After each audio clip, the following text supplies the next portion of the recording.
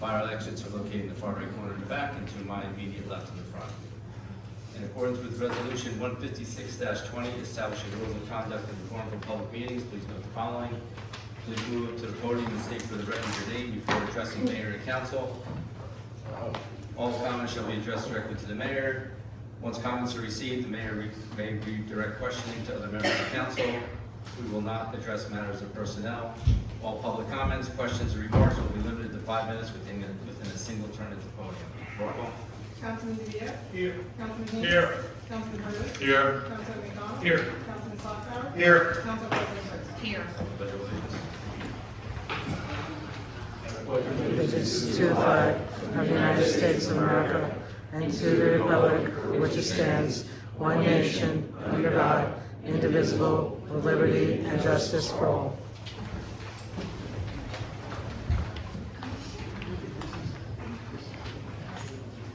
Resolution 135-26, certified compliance with the U.S. EEOC enforcement guidance on the consideration of arrest and conviction records and employment decisions under Title VII of the Civil Rights Act of 1964.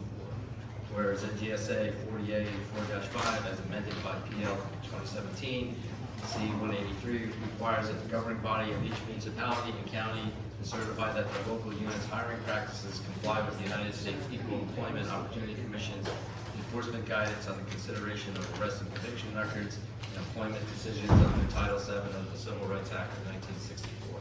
As amended, 42 USC 2000, sequence April 25th, 2012, before submitting its approved annual budget to the Division of Local Government Services in the New Jersey Department of Community Affairs. And whereas members of the governing body have familiarized themselves with the contents of the above referenced enforcement guidance and with their local units' hiring practices as they pertain to consideration of the individual's criminal history, as evidenced by the group affidavit form of the governing body attached here to. Now, therefore, let it be resolved that the mayor and council of the borough of Rockaway hereby states that as it complied with NJSA 40A-4-5 as amended by PL 2017 C-183 by certifying that the local unit's hiring practices comply with the above referenced enforcement guidance, and hereby directs the clerk to cause to be maintained and available for inspection and a certified copy of this resolution and the required affidavit to show evidence of site compliance. Can I have a motion? Motion. Second. Roll call, please. Councilman DeVito? Yes. Councilman Haynes? Yes. Councilman Hurley? Yes. Councilman McDonald? Yes. Councilman Slaughter? Yes. Council President Burns? Yes. Introduction of the Municipal Budget 2026. Resolution 136-26, Municipal Budget Notice, Section 1, Municipal Budget of the Borough of Rockaway, County of Morris for the fiscal year 2026. Be it resolved that the following statements of revenues and appropriations shall constitute the municipal budget for the year 2026. Be it further resolved that said budget be made publicly accessible on the Borough of Rockaway's official website, PL 2025 C-72. Be it further resolved that the Chief Financial Officer is hereby authorized and directed to submit the 2026 municipal budget to the Division of Local Government Services in the New Jersey Department of Community Affairs in accordance with NJSA 48-4-5. The governing body of the Borough of Rockaway does hereby approve the following municipal budget for the year 2026. I'm going to do a motion, and I'm going to turn it over to Jen for her presentation before we do a roll call vote. Can I have a motion? Motion. Second. All right, I'll turn it over to CFO Jen.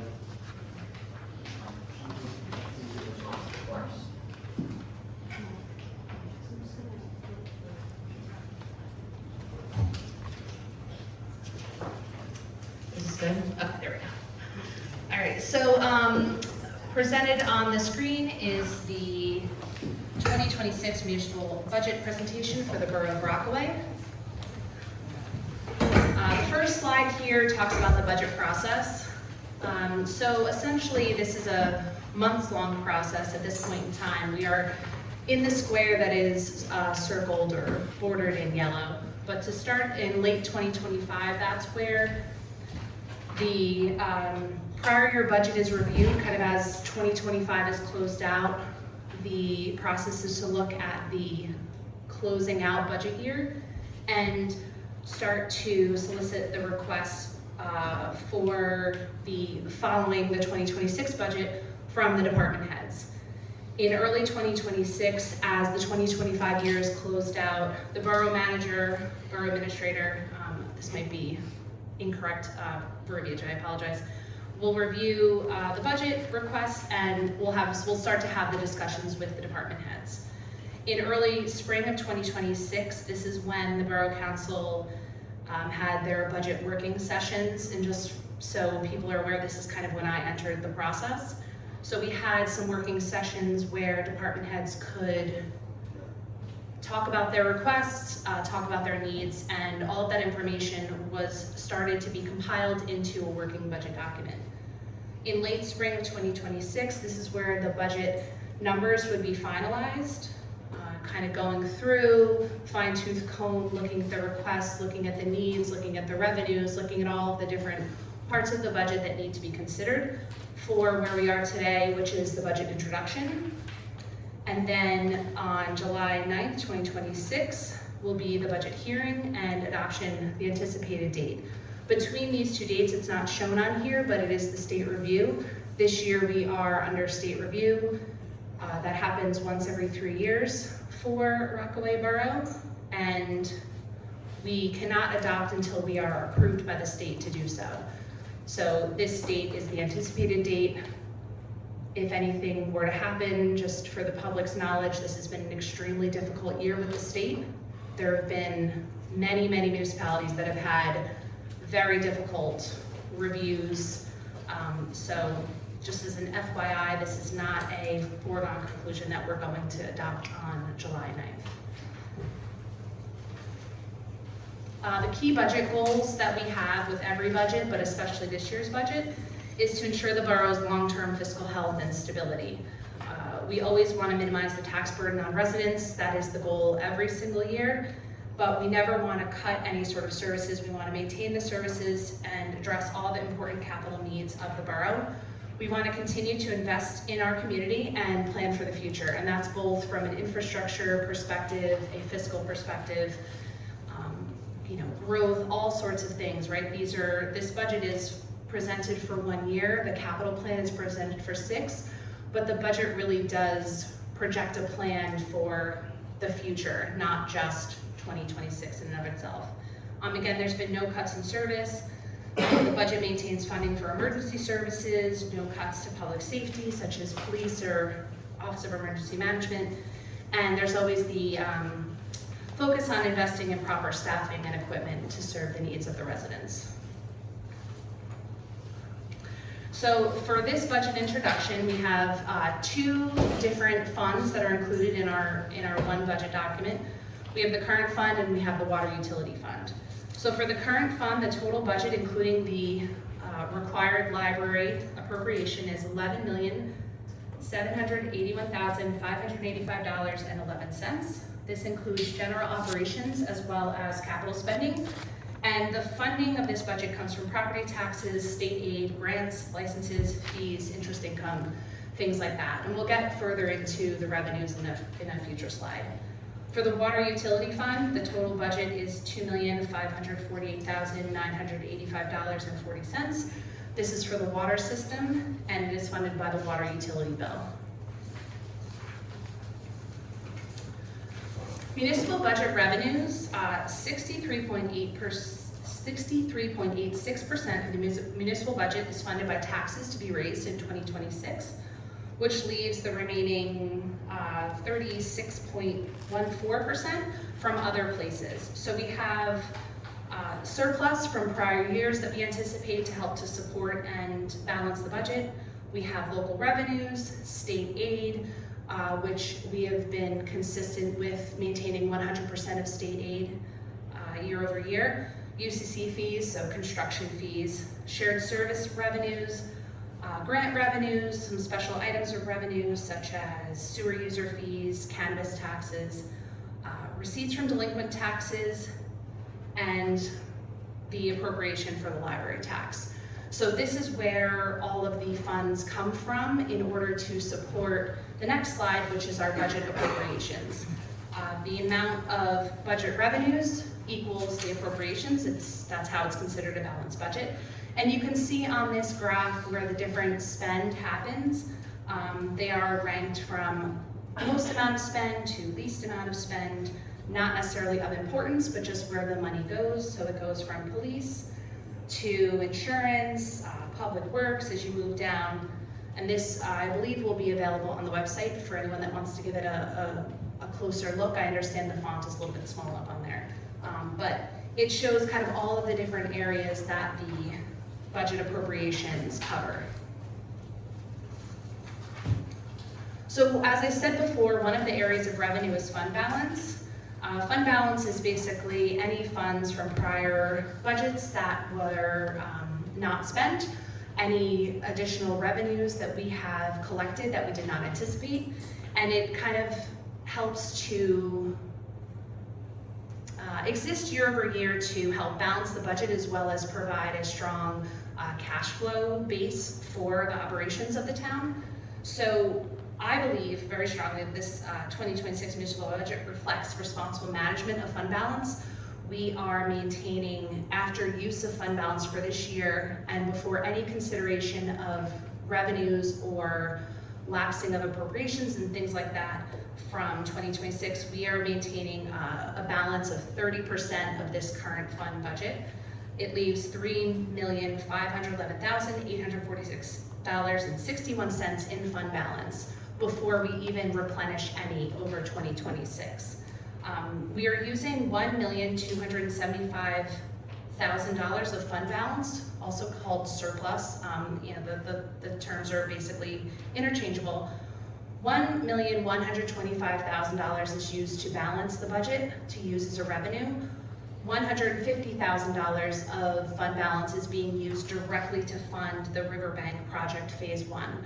So that is done in order to utilize fund balance for a capital project instead of going out to notes or bonds for the capital project. This helps to alleviate future debt payments and helps to reinvest funds from the past into the future. So this is something that we're done, and it was important to break out kind of the use of fund balance because it is an increase from the prior year, but it's being thoughtfully used for capital projects. And a healthy fund balance will help to ensure solid financial footing for the borough in 2026 and beyond. That's really to talk to our bond rating, to talk to how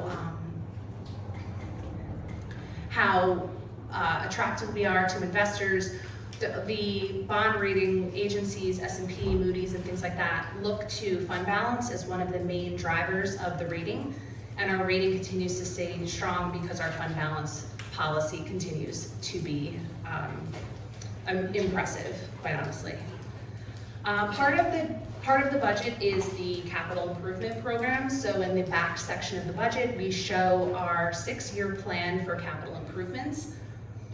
That again is just a plan. There is no necessarily a commitment of funds through that, but it does help us to plan long-term for the investment in vehicles, equipment, infrastructure, beautification, all sorts of things that are considered capital. So we have two kind of separate areas that we will budget for. We have a budget for down payments on improvements. That represents 5% of the anticipated debt issuances related to capital improvements. So if we decide to do a bond ordinance for a whole bunch of improvements, statutorily we are required to have a 5% down payment in the budget as an appropriation in order to fund those capital projects. The remaining 95%, we are allowed to go out for short-term financing through notes or long-term financing through bonds. We're using these down payments and improvement for replacement of lights for various streets and parks, or we're planning to. Road resurfacing, replacement of vehicles and equipment, and the 2026 DOT road program, as well as some recreation upgrades. So those are kind of considered the areas that we intend to take debt on for. We also have in the budget a capital outlay of $222,984, which are items that the borough will fully fund and not issue debt to finance. So we put an appropriation in place of about $223,000, and those monies are used to purchase capital equipment, make capital improvements and things like that, but have no intention to go out for long-term or short-term debt for it, which means that there will not be any sort of debt issuance that then will have to be repaid in the future for those items. And again, there was the capital improvement fund amount of $150,000 that was from the surplus for the Riverbank project phase 1, and again, funded through responsible use of the fund balance. It's also notable that included in this long-term debt issuance capital programming is a DOT, New Jersey DOT road program grant of $202,166. So that helps us to alleviate not only the debt that we issue, but the cash that we ultimately will have as an outflow from our capital fund. So just to summarize, this shows the year-over-year comparison of 2025 and 2026. The numbers are all here, kind of the nitty-gritty, but what's probably the most important thing on this slide is what the average municipal tax payment increase will be year over year. So based on the introduced budget, we have a municipal tax increase of $76.59 per year, which is a 2.84% increase from 2025, and that breaks down to about $6.38 per month. And that's for the municipal side of the the municipal portion of the tax bill. Also included in the introduced budget is the water utility budget. This is balanced at $2,548,985.40. It is an increase of 4% from 2025. The increase in dollars is $88,569.40. The majority of this increase is due to additional capital outlay investment and interest on notes, but it's offset by a decrease in other expenses. So when we look to formulate the water utility budget, we're looking at the water revenues and comparing them to what we need to do in terms of capital programming for investment in infrastructure and how we can balance those infrastructure and, in this instance, debt needs by lowering some of the expenses that may be able to be cut in order to have the smallest increase possible in any sort of water rate. The water capital improvement program is similar to the general capital improvement program, where we have the two sides of things. We have the down payments on improvements, which is the 5% required appropriation. We're using that long-term debt for wells rehabilitation, water main improvements, and the West New Water Mains CDBG grant, which is coming in at $71,175. And then there's also the capital improvement fund various capital outlay, which is the fully funded through an appropriation, and we're going to use those funds. The intent is to use those funds for other various infrastructure needs, equipment needs, repair needs, and things like that that help to extend the life of the water infrastructure. This last slide shows the estimated property tax breakdown. Again, estimated because we do not have the final numbers for the county. We do have final numbers for school tax and for library tax. So for the entire bill, 26.31% represents the portion that the municipality has control over, has the ability to influence, and then the remainder of it, 63.3% is the school tax, which is the local tax is 41.34%, the regional school tax is 21.96%, and then 9.02% goes to the county, and 1.37% is the required library levy. And then if anybody has any questions, the email addresses that can be addressed are myself as well as the borough administrator. And again, this presentation should be available on the website within the next day or so. Any questions from the governing body or our CFO? I'd like to say, Jen, you did a really, really good job. I'd like to thank everybody for their participation, and thank you. Thank you, Jay. It was a good job, Jay. Mayor, if I may say something, I know that I came in kind of halfway through the process, and Jen came in even later than that. And I do thank her for her diligence and her hard work in getting this done. But what we both found during the process is that how well the borough has been managed in the past, as far as financially, with the fund balance that we have built up, that certainly helps us in times of need. And I think it's when you compare it to other municipalities, it's probably in excess of what most municipalities are living with. So it certainly helps us when that rainy day comes. So I'd like to thank you for that and all the work that you've done. Thank you. Thank you. Roll call. Councilman DeVito? Yes. Councilman Haynes? Yes. Councilman Hurley? Yes. Councilman McDonald? Yes. Councilman Sacco? Yes. Council President Brett? Yes. Notice is hereby given that the budget and tax resolution was approved by the Borough Council of the Borough of Rockaway, County of Morris on June 11, 2026. A hearing on the budget and tax resolution will be held at the Community Center, 2025 Union Street, Rockaway, on July 9th at 6:30 p.m., at which time and place objections to set the budget and tax resolution for the year 2026 may be presented by taxpayers or other interested persons. Dated June 11th, Borough of Rockaway.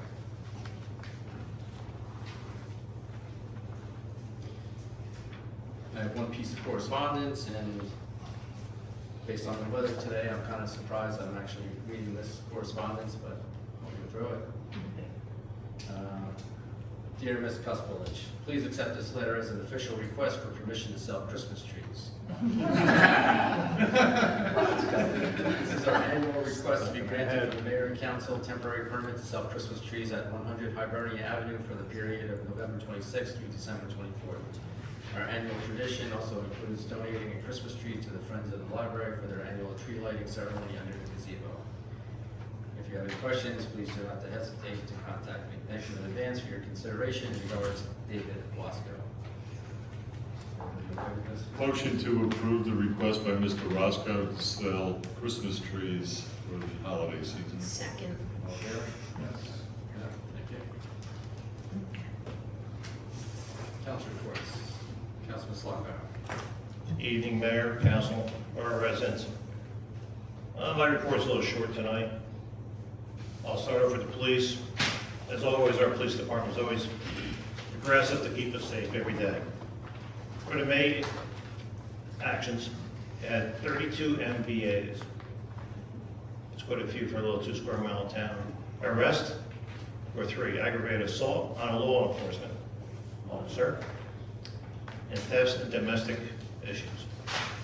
114 tickets, traffic tickets. Again, little 2 square mile town, we're busy.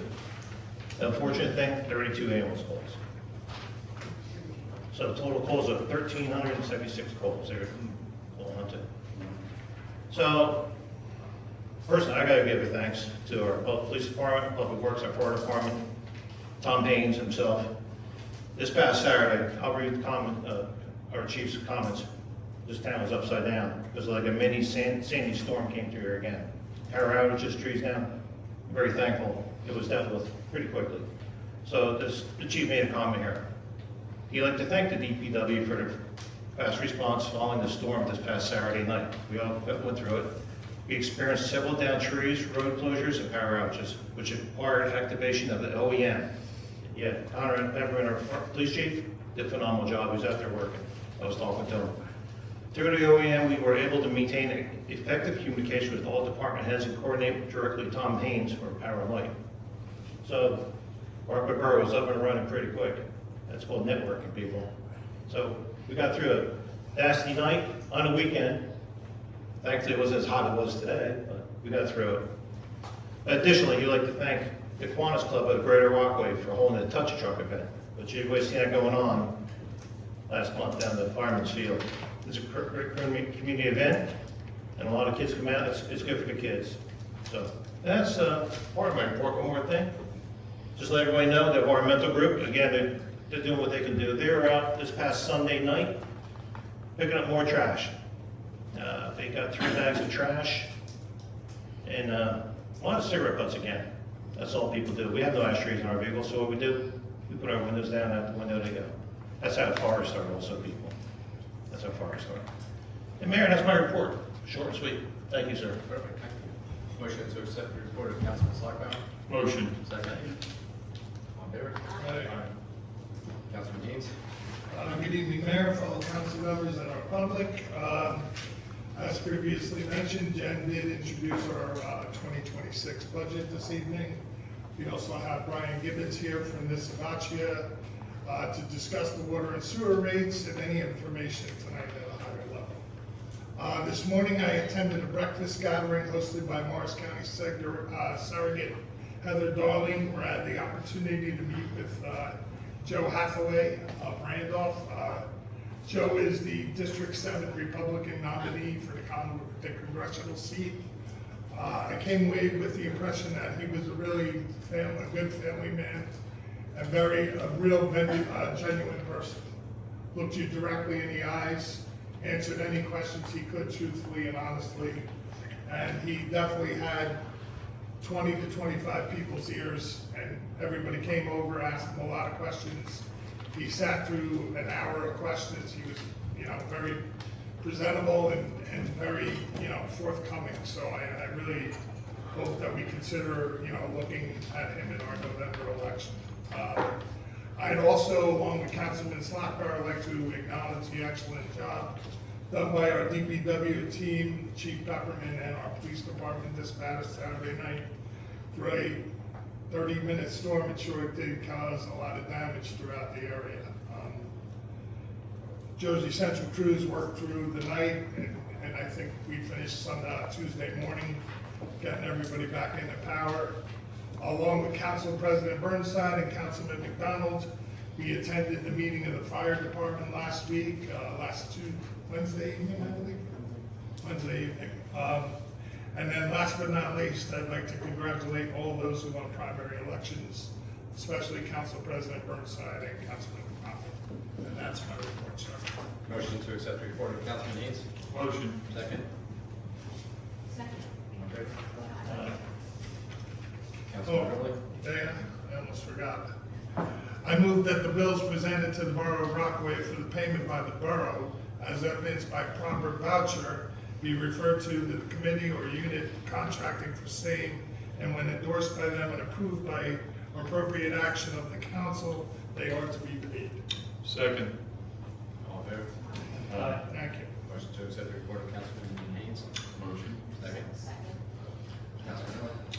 Thank you, Mayor, fellow council members, and our members of the public. I'll do a quick report from the DPW, but quite an intensive one from the storm that we've been talking about. The DPW team came together on Saturday night, almost immediately as the storm was coming through, and they worked through up till about 3 o'clock on Sunday morning, and came back on Monday to clean up the rest of the storm damage that microburst created in a short period of time. There were numerous places throughout the borough that were impassable, and teams really came together. But they all asked me to send along a special thanks to Chief Pepperman and all the officers that were out there. It was a time where they pulled together collaboratively and to work systematically through the town to ensure safe work zones, where they had to clear trees, especially with damn power lines. It was quite an event that we've had, and I don't think we've had an event like that in many years. So I told Director Nunn I would pass that along to everyone here. Continuing on, I know on Monday many folks saw the rave alert that came out. We had a significant amount of air in our water system. Certain sections of town more affected than others. It was due to a malfunction down at the treatment plant behind us here. It was identified quickly by our water department team, went out and rectified the situation and continued to go through and remove the air through the system that was induced because of this sensor switch that had failed. And by Monday morning, they believe they had most of the air out of the system. However, if there's any remaining customers, residents that are experiencing air in their water, please give a call to the water department, and we'll dispatch a team out there to take care of that. But kudos to our water supervisor and our water team out there, because they identified the problem early on Friday, rectified the situation immediately, and stayed on site until Monday to ensure that the water pressure remained and that there was no other air being introduced into the system. Moving along, they are still working hard in this hot weather to make sure our fields and our parks and our public areas are cut and well groomed. Water meter replacement is still taking place, making great progress on that on a week-by-week basis. But what we have found is that there's a number of curb boxes as they go through to replace water meters in the house, and they can't shut the water off in the house. They have to use what's known as the curb stop. It's a valve that's out at the curb, has that little, most of them are blue, it says water on them. And some of those valves go way back to nearly 80, 90 years, and the pipes that are connected to them are made of galvanized steel. And what happens is they try to turn it, sometimes they break, and then we have to excavate that area and replace the curb box, or the curb valve stop. So we have quite a few of those. They're working on them. You'll see them around town as we go through. And those residents who are requesting replacements of their water line from the curb box into the residence in the home, we do go out on those as well to ensure that the curb stop works properly. We're also working on rapidly a couple of fire hydrants that have been identified that need replacement. And so we're hoping also, if you'll notice in the back, our team in the DPW is working on restoring the wall. So they're getting the finishing touches on that, hopefully very, very shortly, within, I guess, about a week or so. We're looking to finish that up, and then move on with other projects around the town. So that's a quick update from the DPW. I did attend the senior citizens meeting a week ago today, and the senior citizens would like me to pass along a big thanks to our better administrator, Mr. Casimir, and to our recreation director, Mr. Rob O'Connor. They were the keynote speakers, and they were very engaged and appreciated the information and the dialogue, and invite you back as frequently as you would like to attend, Mike. So you've got a great audience there, but they wanted to thank you for that. And the seniors are looking very much forward to their spring picnic next Friday. And then just finally, a quick note on an update. Historical Committee will have our June 28th open house. That'll be the last open house until September, because we go into summer maintenance and we replace and update a lot of the exhibits and displays that are in there. But I do have one save the date for everybody. And save the date, please, for July 19th.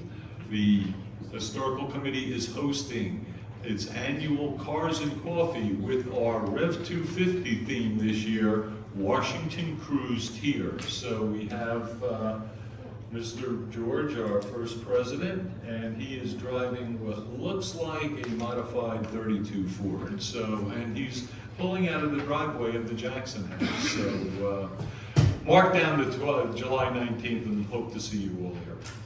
That's my report, Mayor. Thank you. Motion to accept the report of Councilman Hurley. Motion. Second. Second. All in favor? Thank you. Councilman McDonald.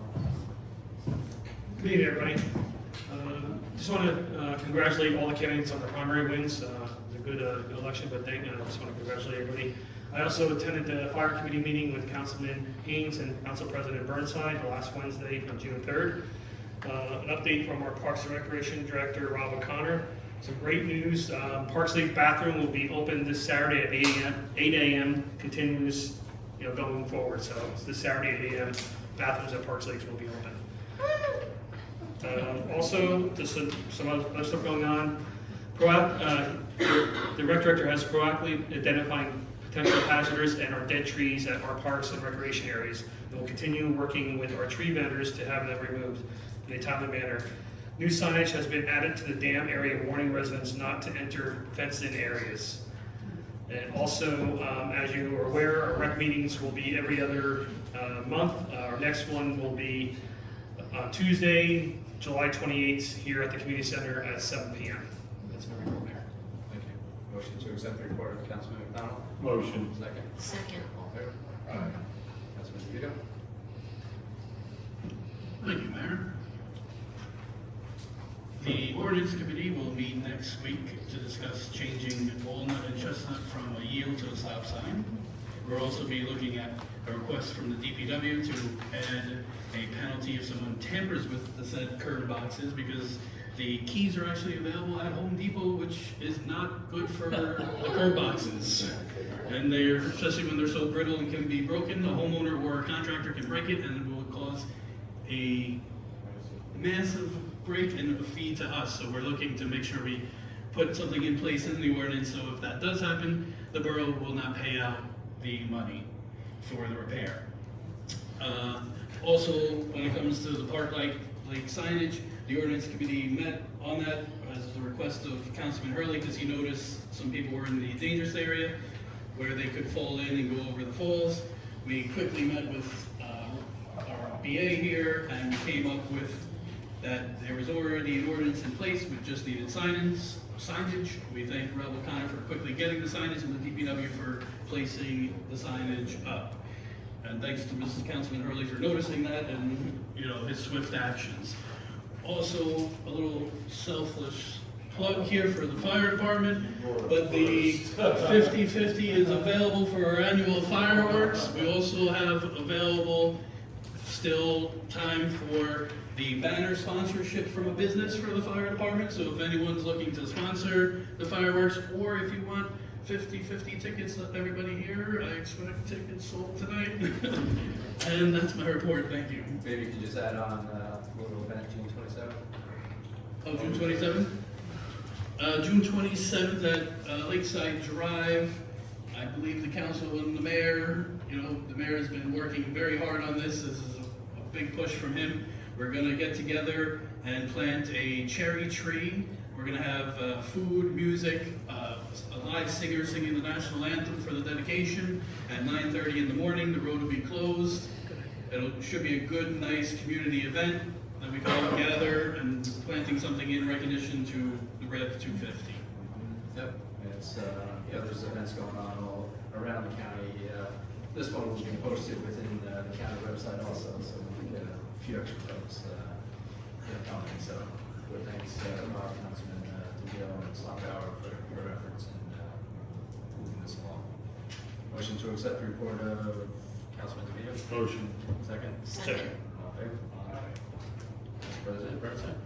Thank you, Mayor.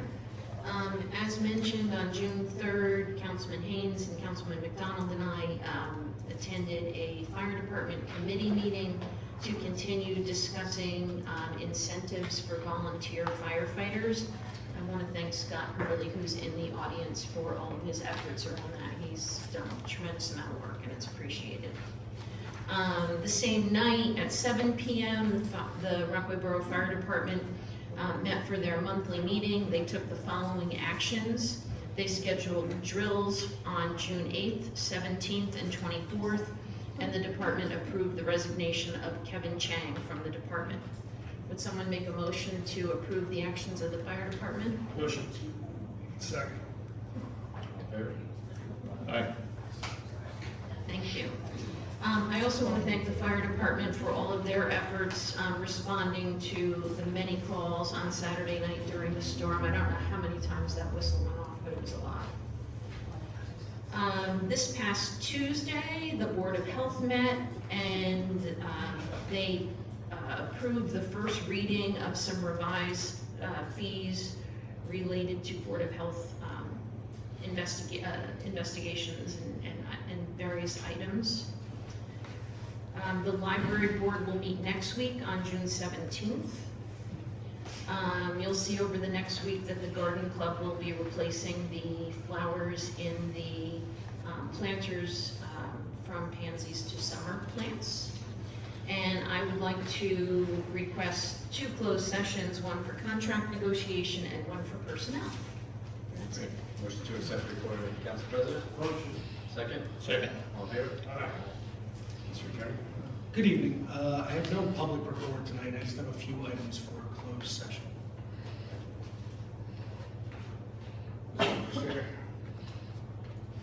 Thank you, Mayor. I know most of the council members covered the events that happened in the past, as well as the ones that are coming up. I just wanted to remind everyone that the senior housing lottery is still open. So the Valley Ridge at West Main, which is a 55 and over community, is collecting preliminary applications. The application is open until the 16th of this month.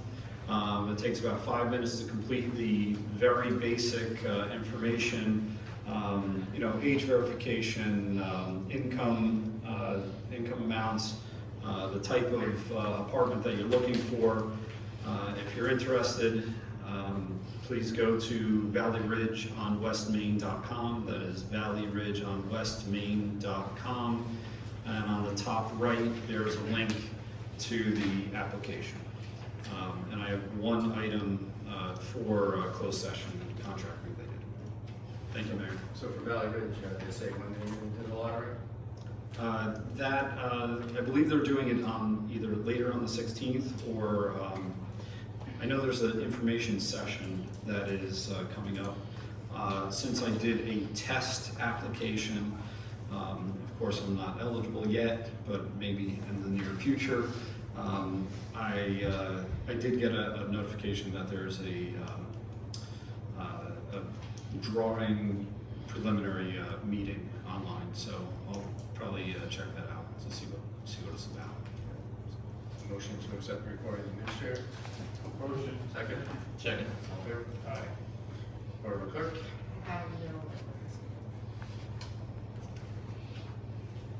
Resolutions, consent agenda, 137-26, authorize amendment to contract with Tilcon New York for 2026 street improvement program. 138-26, authorize execution of alternative dispute resolution agreement, or DRSA. 139-26, authorize final change order, East New Street water main improvement project. 140-26, reappoint tax assessor. Have a motion? Motion to approve resolutions contained in the consent agenda commencing with 137-26 all through and inclusive of 140-26. Second. Second. Roll call, please. Councilman Trujillo? Yes. Councilman Haynes? Yes. Councilman Henry? Yes. Councilman McDonald? Yes. Councilman Slocum? Yes. Council President Carter? Yes. We have 2 ordinances for adoption. 2611, the salary ordinance, municipal and water utility salaries. Have a motion? Motion. Second. Second. For this ordinance only, I'd like to open the meeting to the public. One moment, go ahead. Thank you, Mayor. Just as a reminder, I made an announcement last meeting. The salary ordinance sets a minimum and a maximum rate of pay for a position. This, the existing, setting the framework where existing prospective employees can expect their salary to fall in between. This is not the salary of our employees. Formulating the salary ordinance this time had 2 main goals. Was first to create a salary range that would attract and keep our employees in a municipality of our size, keeping in mind that there are competing municipalities with higher rates of pay. And the second was to set a range broad enough so you don't have to keep adjusting it each year. It is designed for 2 to 3 years out. The reason for this is we've had a correction and reorganization of the staff. There have been significant changes in the main office where our staff turnover has been large. Our entire building department, our new hires, our tax collector, our water clerk, our CFO, and our administrator, they all turned over in the last 6 months. Some of that had to do with finance, but some of that had to do with, you know, opportunities elsewhere. I did get some questions from a resident, and I will try and address their concerns as concise as possible when those questions come up. Thank you, Mr. Cavanagh.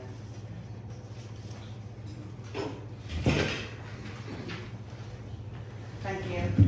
Yeah, as Mr. Cavanagh mentioned, I did send some questions. I know that all of them are answered now, and I appreciate that clarification. It's knowing that I've got limited time. I really appreciate the fact that the positions in administration have been broken up into what seems like 5 separate positions. The CFO and the administrator position has been broken up into 2 positions, one Yes. full-time, which is administrator, one part-time, which is our CFO, and the deputy clerk position, finance manager, well, deputy clerk position is a new position. The question about the finance manager and assistant treasurer stipend are not new positions. They're not new. Those are positions that have been co-listed outside of a union contract in case there's mobility or movement across from union position clerical to management level. Okay. They just went in the ordinance last year, so that's fine. Are you planning on filling those, I guess, as part of this staffing plan? They might be a direct transfer. The deputy clerk confidential assistant recruitment is going on probably tomorrow. It will be posted on the League of Municipalities website. Okay, thank you. So I know you mentioned that the ranges, right, you're planning 2 to 3 years out. They're not the salaries that everyone's getting right now. I suppose, I said it in my email too, as a member of the public, how are we supposed to know whether or not to be outraged that there's a 30% increase on the police chief salary? Or is it really 10% each year? You know, those kind of things. I guess, what's the best way for us to relate what we were spending on everything last year versus this year? I can't go into the details about specifics on individuals' salaries. However, some of that is related to contract numbers, previous union contract issues, and again, it is a projection of 3 years out.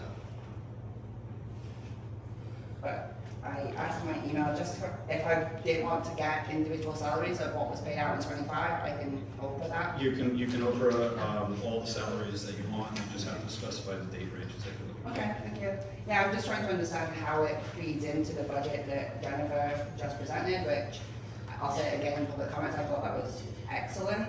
I've been coming to these meetings for a while, I've never seen anything like that, so I truly appreciate it.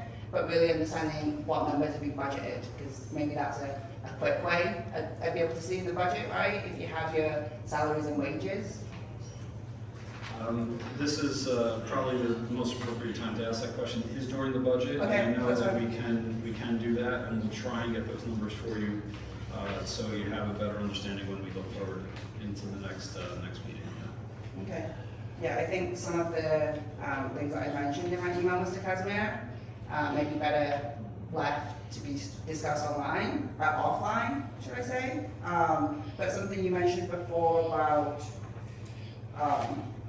competing with municipalities, right, and increasing salary ranges to be competitive and retain talent.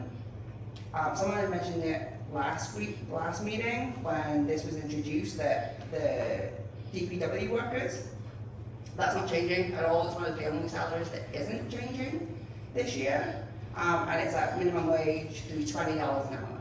So it's That's an assistant position, and that's not a DPW worker. That is summer help. Essentially, if we had some high school students or people coming in for part-time work during the summer to paint curbs or do projects that the normal DPW cannot get to. okay. So where are regular full-time DPW workers reflected then? That's a contract that is outside of this salary ordinance. Okay. And you can request that as well. Busy. Okay. Just because, I don't know if it's relevant, the township just posted a labourer position. I think it's entry level as well, and they pay up to $31 an hour.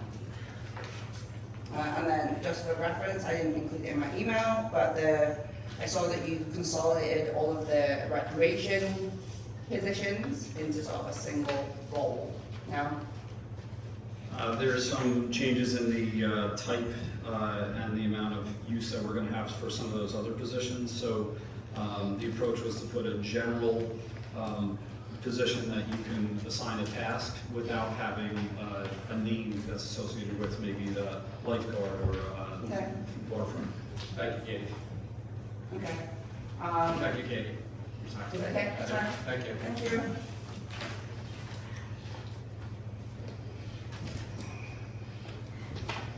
Any other comments on this ordinance only? Hearing none, close the TV and public for this ordinance. Roll call. Councilman DeVito? No. Councilman Haynes? Yes. Councilman Hurley? Yes. Councilman McDonald? Yes. Councilman Slakta? Abstain. Council President Berthet? Yes. Mr. Slakta, I think that should be. Excuse me, I'm sorry. Correct. Yeah. All right, ordinance 26-12, amending 8263 fees for the sewer rates. Can I have a motion? Motion. Second? Second. All right.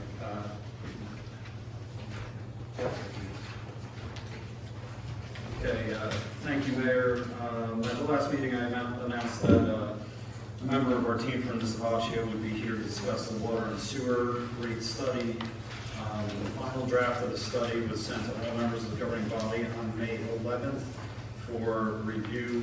The final numbers did not change from that time until the introduction at the last meeting, or have not changed since that time. There have been a number of concerns as this process was going on. I did go to the last senior meeting, and there were a number of members that asked about percentages and why are our rates going up 30%, which is certainly not the case. I'm just going to ask that if you are disseminating information, please be very careful about the information that you are disseminating, be very clear with it. We don't want to cause unnecessary fear for our community members. And with that, I would like to turn this over to Brian Gibbons to take us through some of the highlights of the study and their recommendations for our utility. Thank you. Thank you, Mike. Good evening, everyone.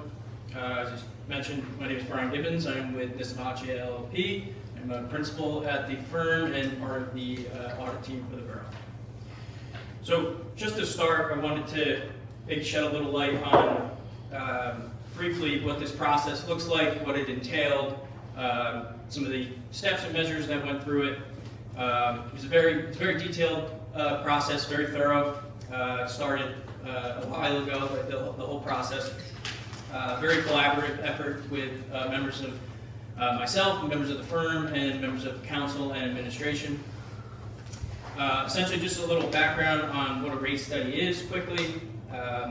Essentially, it's a study of the current rates that are in effect for the borough and projecting operations out for a number of years to determine what the expenditures are projected to be and what revenue levels need to be in order to meet those expenditure levels.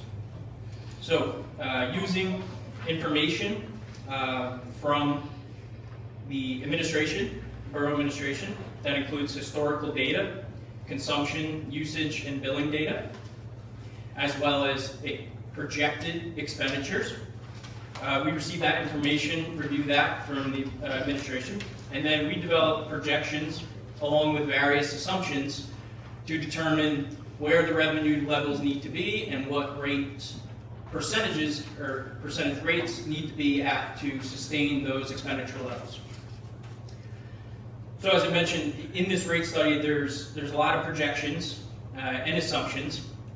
And all that information, it was used from, and it was provided to the best of the administration's knowledge and belief at the time that the studies are conducted. So the rate studies demonstrate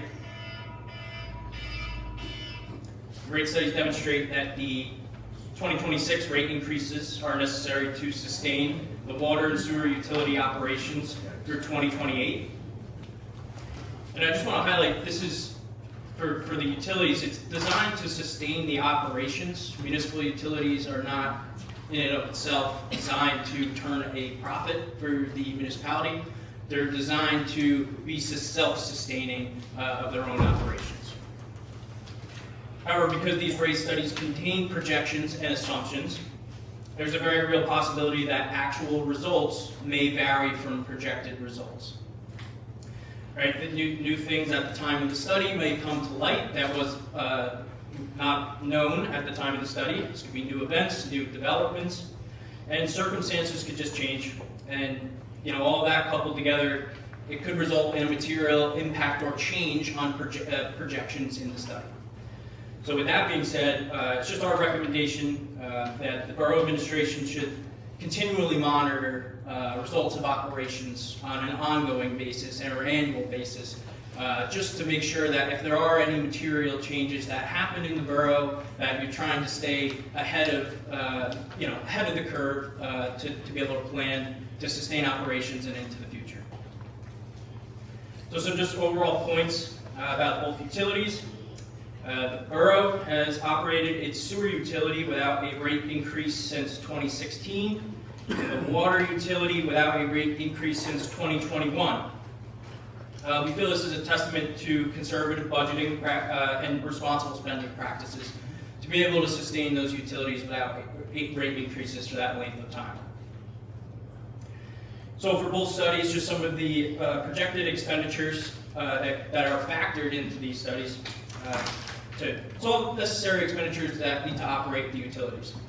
So that's including not limited to salaries, health benefits, insurance, capital improvements, debt service, and other various statutory expenditures. Specifically for the sewer utility, the projected expenditures and costs to the borough, to the sewerage authority, RBRSA, that accounts for the largest operating costs for the sewer utility. It's increased significantly over the years and projected to increase into the future moving forward. And unfortunately, the cost to participate in the RBRSA, the costs are determined by RBRSA, and it's really out of the borough's control to be able to control these costs. Specifically for the sewer rate, based on the study's projections, to sustain operations through the period in the study. Recommended rate increases for your average quarterly user in the borough would be an increase of $9.24 per quarter, and that would be an annual increase of just under $37 for your average sewer customer. So moving to water, a couple more points on there, specifically for water. I'm sure as everybody knows, the borough is not immune to rising costs all around us. Many towns in New Jersey, specifically in the area, are all experiencing similar challenges of increased costs, as well as downward pressure from federal and state governments to comply with higher water quality standards. So this has led to not only increased operating costs, but increased capital costs as well in order to comply with these increased quality standards. And ultimately, to be able to run that and operate that, it falls to increases in the rates. Specifically, as I mentioned, it was since 2021, the water utility operated without a rate increase. However, in 2025, the water utility operating fund did operate at a slight deficit. Overall, that really contributes to the decision to have a study done, because you don't want your your operating utility operating at a deficit on an annual basis. Specifically for the water rate increases necessary to sustain the projected expenditures for water only.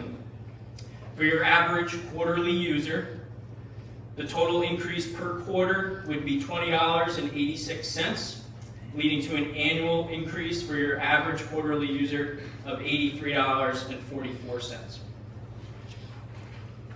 So that's just a high-level overview, explaining a little bit about what the study was. I appreciate all the help that we've gotten from all the council members, Mike, everybody else in the administration. Very collaborative effort, and a lot of long hours and time spent on it.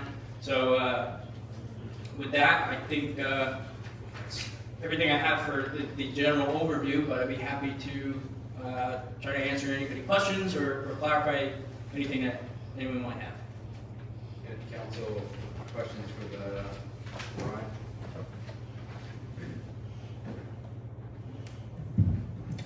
Do these increased numbers include, at the beginning of the year, our water operator suggested to us that we should enter into a contract with someone because of the tank age that we have, and that this maintenance contract with somebody else would insure us if there was a catastrophic failure or something, they would come in and replace it, maintenance it.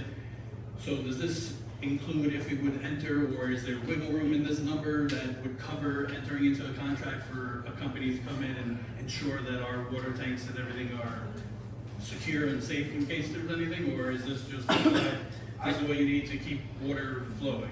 Right, well, it does take into consideration specifically capital improvement fund, as you can see in the CFO's presentation to the budget. So if it's not specifically already a known line item, that's the point of building up that capital improvement fund to help. If it does come to that, and there are capital costs that spring up, almost always guaranteed to come at some point.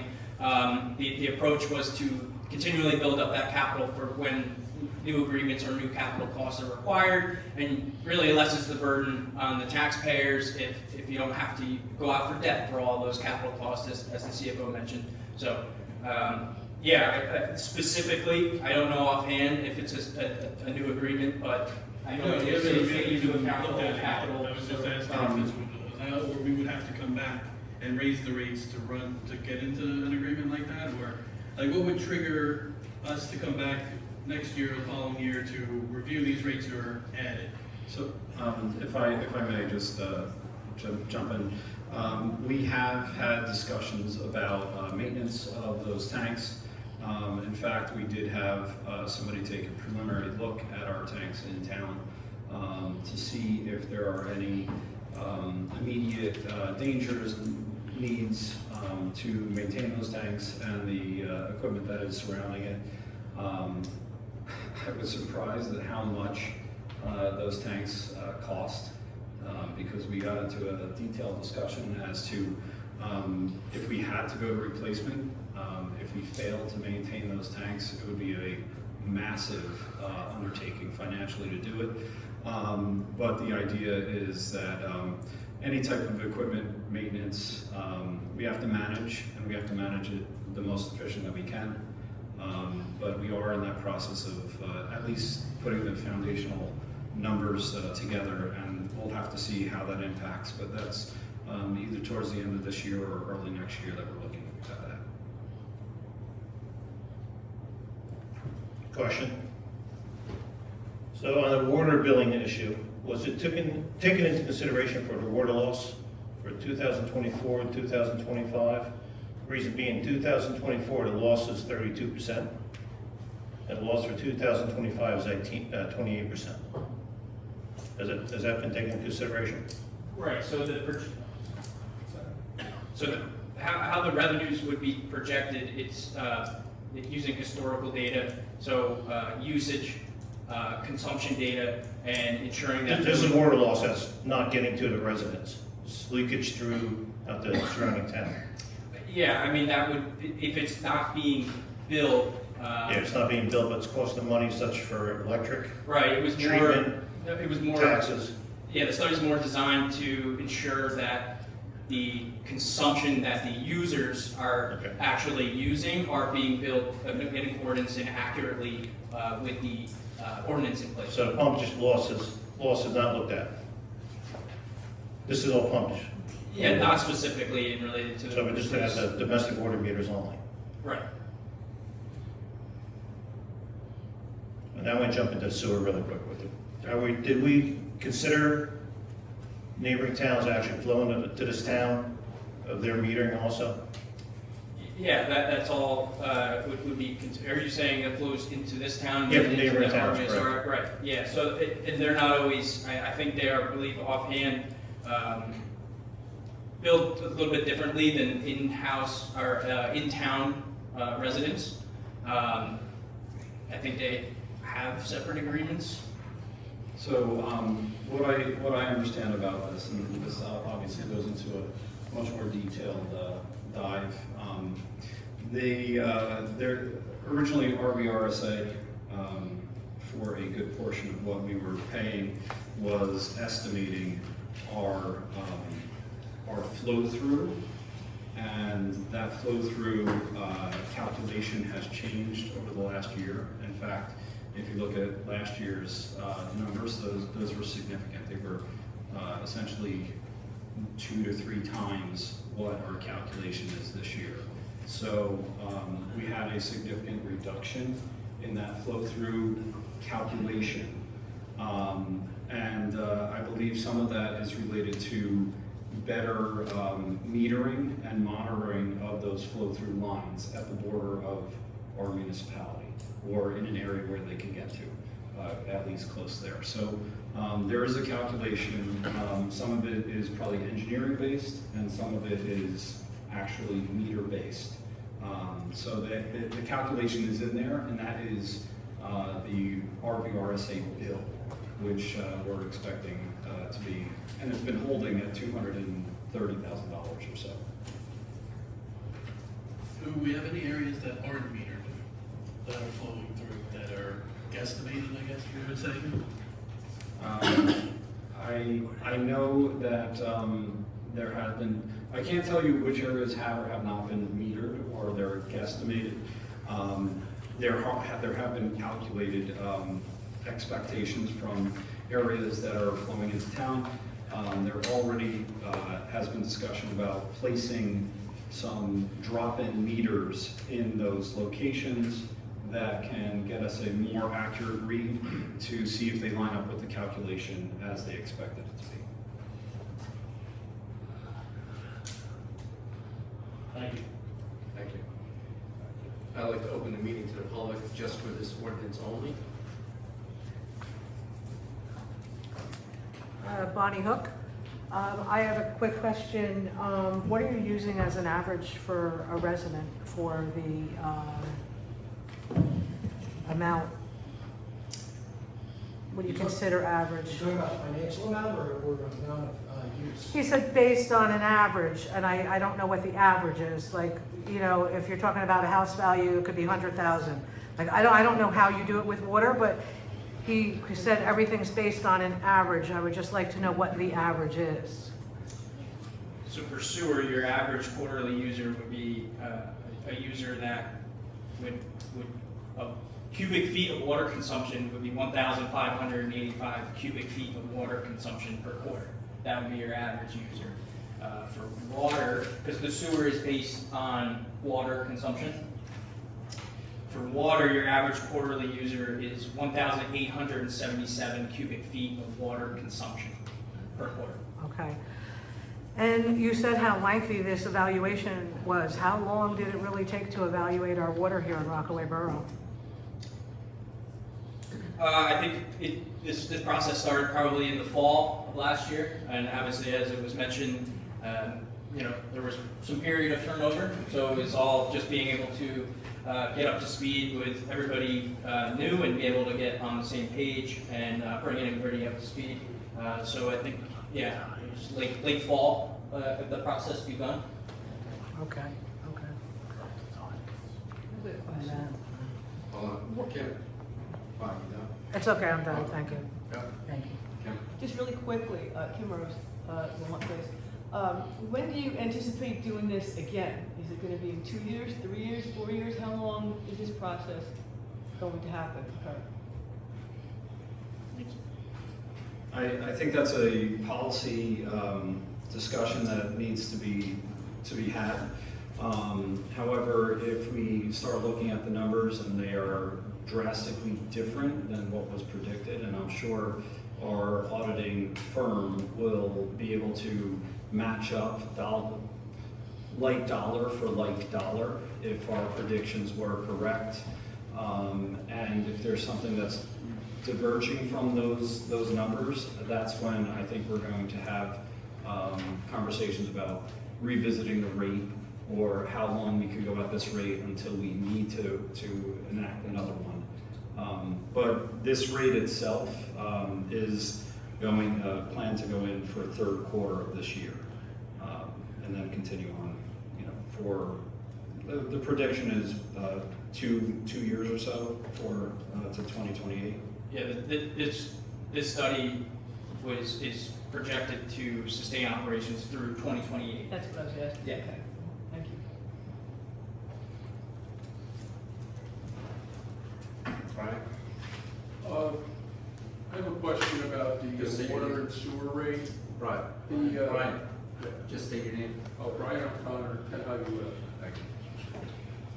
When somebody, I haven't exceeded the flat rate for water, and supposedly the sewer rate is based on whatever the flat rate of water is, so why do I have an excess charge on the sewer portion of the bill?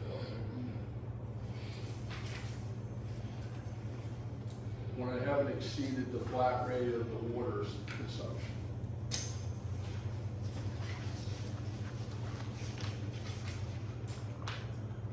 Apologies, I'm just pulling up the billing structure. So for sewer, the base charge is $50 or proposed $57.50 quarterly.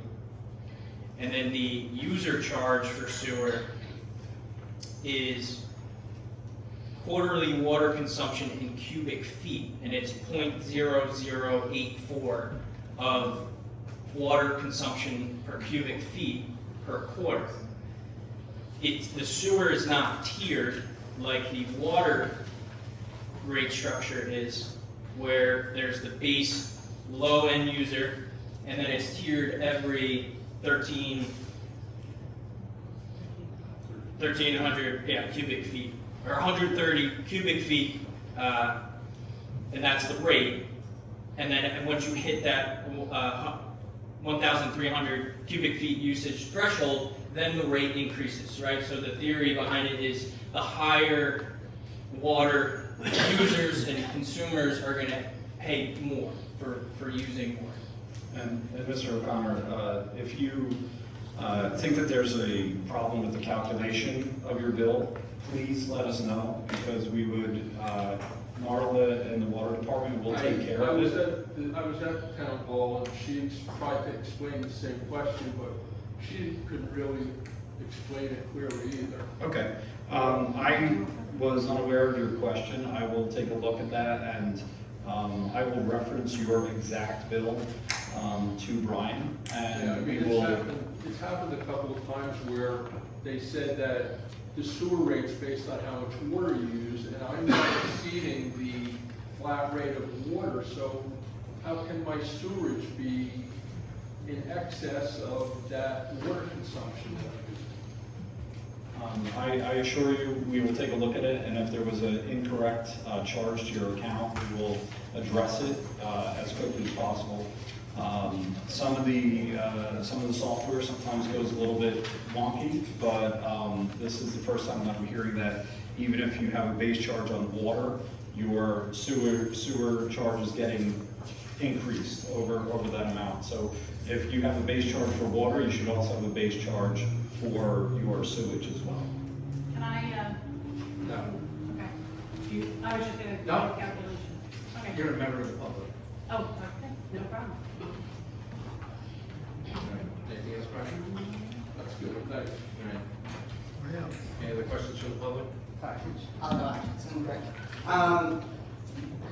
Mr. President mentioned that the sewer fees, the pass-through costs, or the flow-through calculations for RVRSA are now $230,000. Is that right? Brian, do you have the exact number?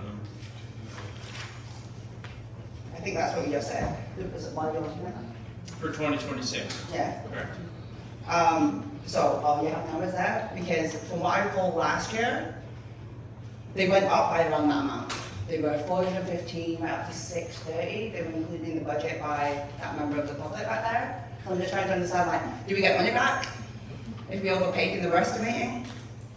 The RVRSA bill was the RVRSA bill for us. There was no credit back to our coffers. That is what we were required to pay. There is no chargebacks as far as the RSA has indicated that we would be getting stuff back, but it was a significant. So we overpaid like $400,000 last year? It was a true bill to a true bill. So the calculated, their bill to us was exactly what we paid to them. So we didn't overpay. I didn't understand that. Come on. Like, I'm just trying to say that the amount this year is significantly less than last year. Is that an accurate statement? That is a very accurate statement, Okay, good. and it's a very happy statement. Yeah, it because is. I'd rather not pay the It went up by $6,000. $215,000 last year. It's Absolutely. down now by 400 and something. Yes. All right, great. And then this may be something for the budget instead, but it was touched upon with regards to capital, because that's informed these rates and where we're at, right? It's everything that's factored into the budget already equals these rates. Is the money that we got from 3M in the settlement for PFAS stuff included in all of these calculations? And for some of the water utility capital outlay? I can't remember how much it was, but I think it was a lot. Brian, do you know if the calculation included PFAS? I think it had to do with, well, we don't know what the calculations are going to be this year. If there is, I don't know if there's a statement letter identifying what we would be paid out for the few years, but if it was an income stream or a deposit into the system, I believe it was calculated with the entire operation. Is that true, Brian? Correct. So, trying to explain this in a way that is easier to understand. The rate study is performed with capital in mind, but it's a study of the water operating utility. The water operating utility plays the part in raising the money to help support the water capital fund. Yes. So the PFAS settlement receipts were accounted for and are reserved in it's a reserve is set up similar to a fund balance and reserve under balance sheet for water distribution, filtration, and well rehabilitation in the operating fund, and there is reserves in the capital fund established after these funds came in. So yes, it is all factored in, but this, from the eyes of what the study is, it's really looking at the operating fund and how the operating fund can sustain operations to not only for operating costs, but then their contribution to the capital. So that money was accounted for, but it is in the capital, it's reserved in the capital account for capital expenditure. I'll ask them at the budget meetings. I think I dropped the number of how much it was. No, any chance? For the PFAS improvements? Yeah, do you remember, I don't know, there was a resolution where we got a settlement from 3M, and at the time, the former CFO, administrator, and treasurer said it was a really good response actually to a question from George, I think, about how that money was going to be utilized. And it was, hey, it's going to be reinvested in the water utility to maintain filters and all the stuff that y'all have been talking about. So I just wondered if it was factored in. Again, I think I'll leave it till budget. Thank you. Thank you, Katie. Angelo, 151 Mount Pleasant Avenue. Mr. O'Connor has a valid point because through the campaigning, I've been walking around, talking to residents itself, and they had raised that issue about the sewers itself not matching the waters. So I just wanted to bring that up. It's not just one person, it's numerous amount of people. Thank you. Excuse me, I have a quick question. Any other comments from the Yes, public? yes. I'm not from Rockaway Borough, but I have Can Rockaway you Borough. state your name, please? Susan Royak, 252 Perry Street. You were talking about the gentleman 154 down in the suit. Are they checking the tanks for health? Did you say?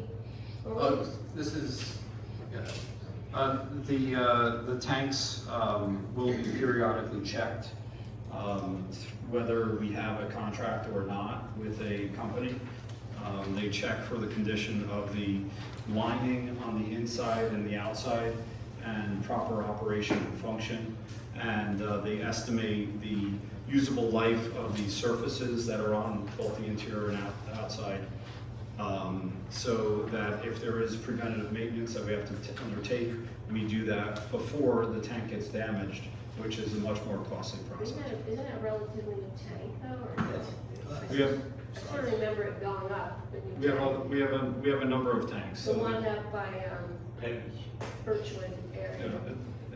all the tanks under will be taken into account and inspected in the time frame that's required. Thank you. Just William was actually 21 Jackson Ave. Councilman Slackbar brought up a big point about the loss of water. I'm just curious, just from our end, like how does that affect our bill? And is there any strides that we're taking to reduce that? Is that a normal average for a town to lose somewhere around 30%, or do we not have any answers for that? My understanding is that that is somewhat in the median range. It really, a lot of it actually depends on the infrastructure of the town. So like the borough being like an older, more historic municipality, it's just a natural consequence of certain lines being older and things like that and being made of different materials.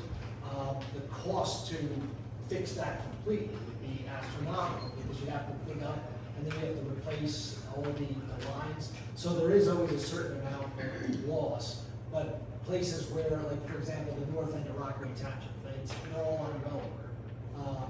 You know, other places like that where it's the Fleetwood area of Rockaway. It was put in the late 70s and the 80s. That's much newer infrastructure than say the downtown.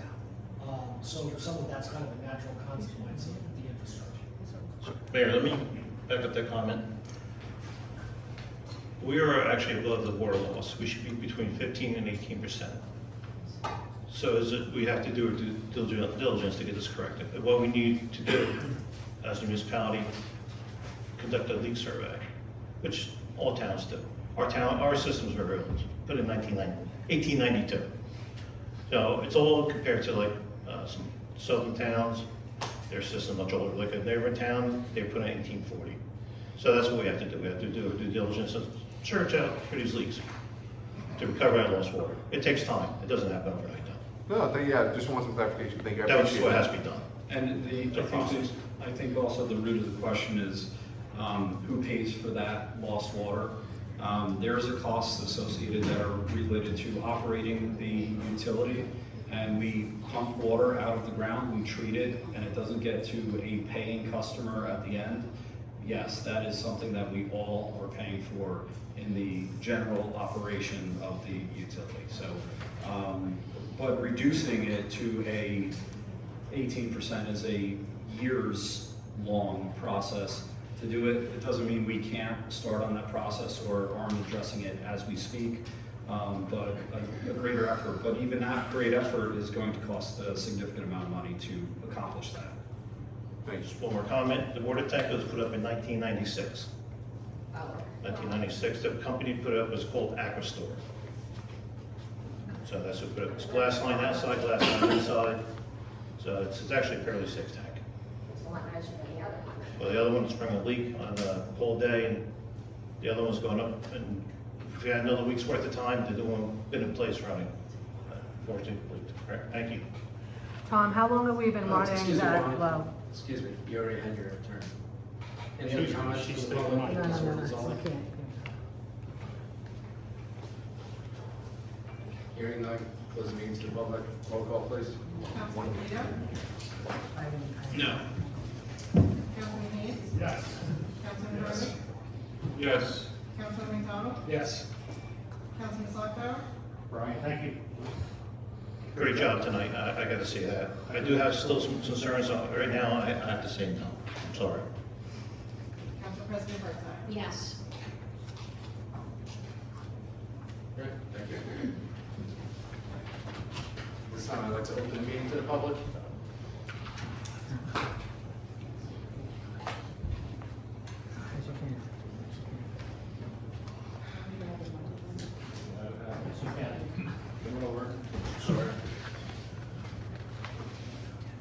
Yes, Kim Rose, Willow Place. I have a couple of things I just want to briefly touch on tonight. The first one is the cherry tree. I'm requesting that the mayor comes as George Washington. That's, this is just it. I have somebody else coming dressed I as. mean, you would like to see me dressed as George Washington. So as long as everybody leaves their phones at home and cameras. That would be great. I have some comments concerning public comments that were made at the last meeting. Two people in particular came up, and one was a city council member of a neighboring town who came into our town and got involved in our primary elections. I think he should have been shut down once he started. It was egregious. And a rhetorical question, would any one of you sitting council people ever go next to another town and talk about an ex-employee like that? It's unethical, and I hope he never comes back here again. And he should have been shut down. That was totally wrong. Word. That was Councilman Tucker Kelly from Rockaway Township. This is not the first time he's been here, but this was the most egregious stuff. He got involved. He put his nose where it didn't belong. It's unethical. And I'm sure a lot of people in this audience agree with me. Yes. Yep. He's causing a lot of trouble in his own backyard. We don't need him here. The second one was there was another person who came up and was touting all the programs that our seniors get here. And I have to tell you that everything that she touted was programs that were operated by Rockaway Township, not us. And on that note, I did a little like ChatGPT thing. Some of the things that we've had in our town that we've lost over the last 10 or 15 years, and I know there's a lot of people who have moved to this town in the last 5 or 10 years, maybe more, who don't know some of the things that we've had. And yes, things come and go, but we've lost a lot of stuff. I accept compliment. Yeah. I think it's, we all like pizza. We have a lot of things on the pie here. And a lot of the stuff has come and gone over the years for various reasons. But we have not had very many things to replace it. And we need some of this stuff back. And I'm respectfully asking all of you to think about that. And I know it's a recreation thing. They also know the mayor and the council and the VA all have, I don't know, some control over what goes on in the recreation department. And we need to bring some things back. And what I don't have on here is we're losing the lake, the beach. They're taking away most of the beach. So you can't even go and sit out there with the chair anymore. That would be a great place to have our bonfire or some kind of community event. Even if it's twice. Hey, I know we have this spectacular. That's great. I love it. But you can't just rest everything on the spectacular. There's got to be other things. And there also has to be things for other people besides the children. You know, you have the seniors. You have people who, I don't want to consider myself a senior, but things for some of us to do. So we're all in it together. We're all part of the pie, and we've lost a lot of that. The other thing I have to say is we have a beautiful gem in this town, and I think everybody knows about it. It's been there for years. I love the lush set of weeds that are by the side of the road. I love the beautiful window treatments. And I'm talking about Fran's Basket Warehouse. has been sitting there for, I don't know, as long as I've been living here, and it's been over 30 years. I've never seen anybody come and go. The curtains are hanging down, they're so dirty. I mean, I'm sure if you go into the window, they'd fall. What's going on with that property? Let's do something with it. I know they actually have their store up on Route 10 in Succotash. We need to do something about that. Every time I come out of my street, I see it every day. It's just disgusting and gross. And it does not look good. We'll give the message to our property maintenance person to investigate that property. And that's all I have. Thank you very much. Thank you. Thank you. Angelo Natale, 151 Mount Pleasant Avenue. I want to say, like, on June 28th, I went to what you call the Pride Day flag. I was meeting a lot of interesting people itself over there. And it was great where we could be all together itself. It was a great event, community spirit itself.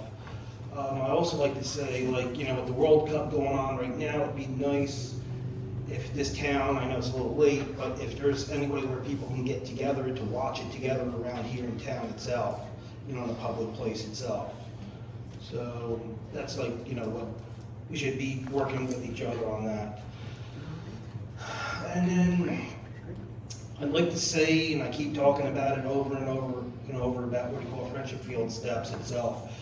After I was talking to the administrator this week, possibility, I don't know, is there a chance that the steps will be like torn out and not being replaced itself? The plan is to have it fixed, and how we do that, we're still figuring it I out. understand that, but this is not a Rubik's Cube itself. I'm actually professional. This is very easy to do. I tried to prevent it before. 3 town officials that actually, what do you call, failed when I had warned them about it before. Now, I do want to say that we do have, that was in the past, okay? But we do have right now 3 town officials. Probably, I'm going to say, they don't live in town, and I cannot respect how they're going to try to rectify this. We, the public, those stairs have been there many years.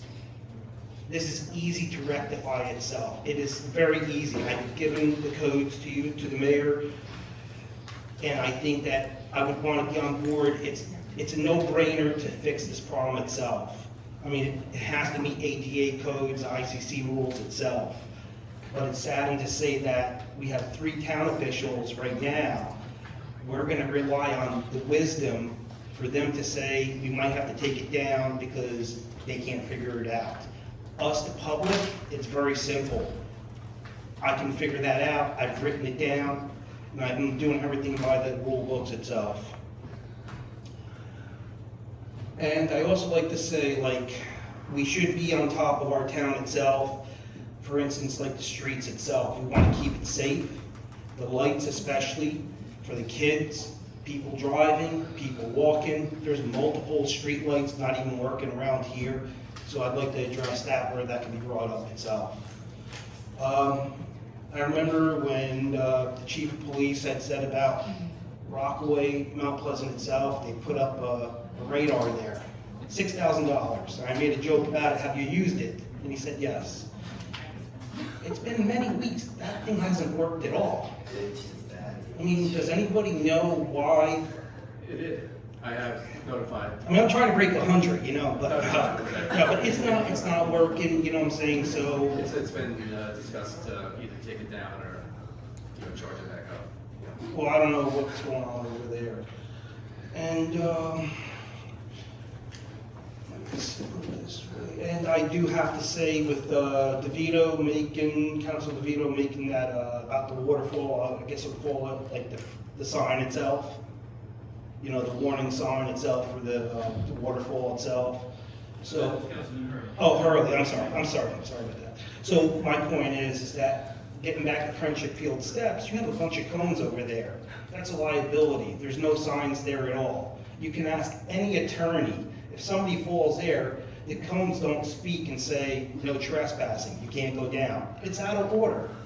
So that's where I want to say that. And then last of all, I just want to say that I just want to remind everyone that the sign-ups for the adult soccer teams are open now. Thank you. Thank you, Angela.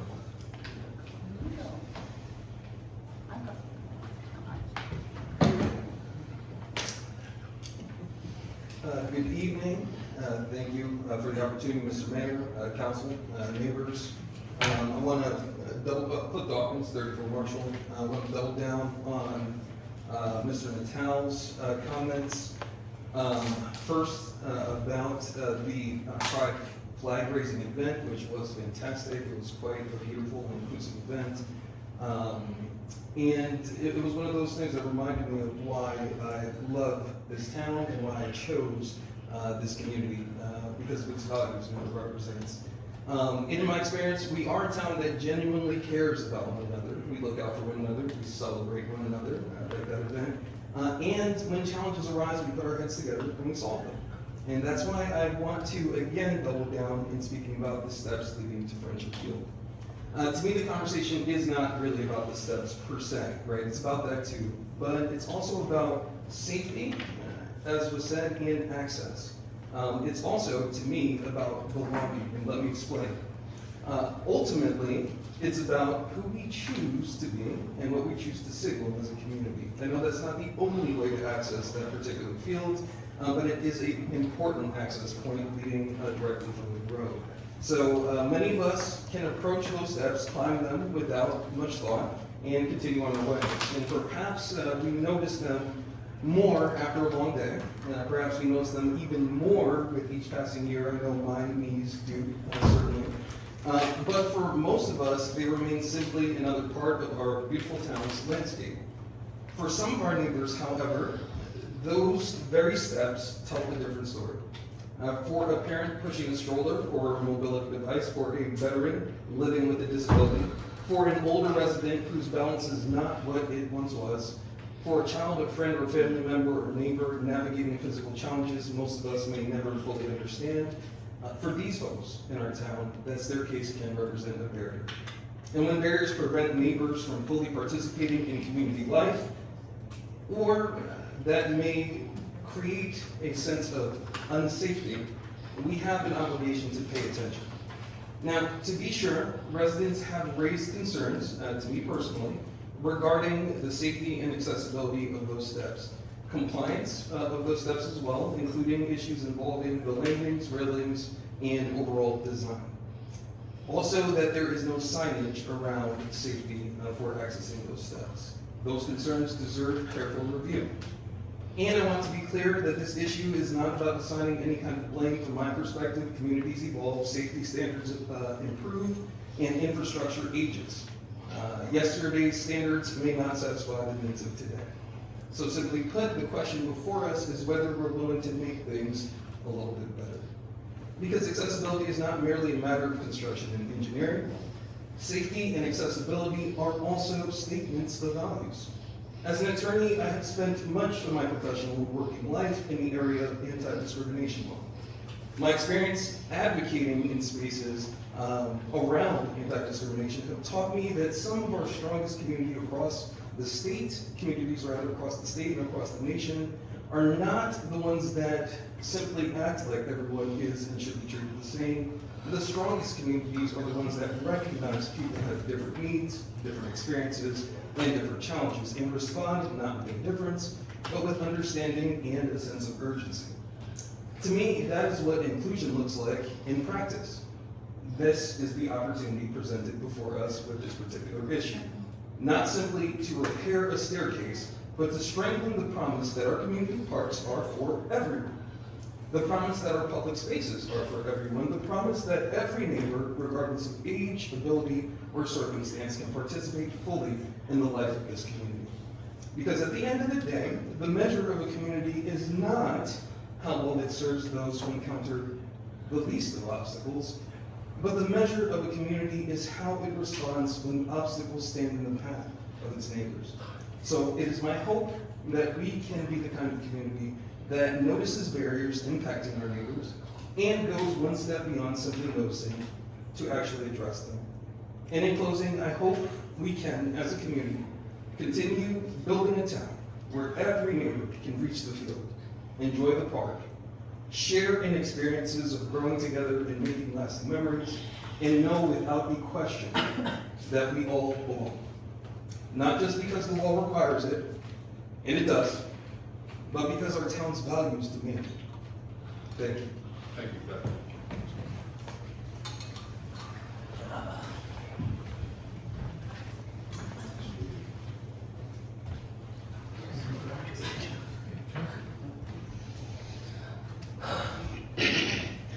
Good evening, Mr. Mayor, Council, and residents of Rockaway Borough.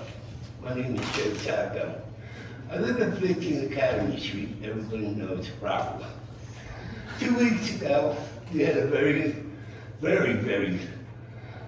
dramatic meeting last month. And I've been campaigning for 25 years. And people in this room knew that I ran in 2013 by a slim margin. I've been doing campaigning for 25 years, since 1997. I haven't been doing that much, but back in 1997, I ran 10 grueling, 24 years of grueling Senate races with the Elder Bucco. We had 4 campaigns in there. Now, it's about time that people are going to learn something about campaign signs posted on a tree, but you can't do nothing about that because it's on private property. If it was out on the highway, state automatically takes it, and it's the golden rule. Back in 1997, when Joan Brandon was county clerk for 18 years, I did Senate races, Assembly races, county freeholder races, now the Board of Commissioners, 3 governor races, and I know the laws about campaign signs. 45 days, if it's a mail-in ballot or a special on-site thing, it's 45 days prior to a primary and general election. 15 days to take your signs down after a primary and general election. It's going to be a situation where everything's getting cluttered from other candidates not putting up their signs. And I know there's an ordinance in this, in the book about the campaign signs. Today, I'm a little upset about it because the Democrats didn't put Hathaway is running for the 11th district, not the 7th district, because the campaign is going back. It's because if they don't pick them up after 15 days, you know who picks them up? DOT. You know what they say to me? Go find them in the dumpster. So we gotta be very careful of where you're putting your signs. You cannot take signs off of residential property. You can put them on the highway, but be advised that the DOT cut the grass along the route down there. And they get very upset when you have to pay the state $25,000 to replace a brand new motor blade, and about $2.50 for each little blade that goes on it. So, if anybody needs advice, please, I'll help you out, and I know the law's more than everything. It goes for presidential races, Senate races, Assembly races, because I did it since 1997, and I have more mileage. I put more wear and tear on my truck to put Bucco signs since 1997 until he passed the line. And I helped his son out because I think next year it's his turn as to the top and he'll call me. But if there's any problems with any signs, be advised. I tell you, I had 25 years experience, 18 years when Joe Brandon was there. I went down to her office and I got all the information.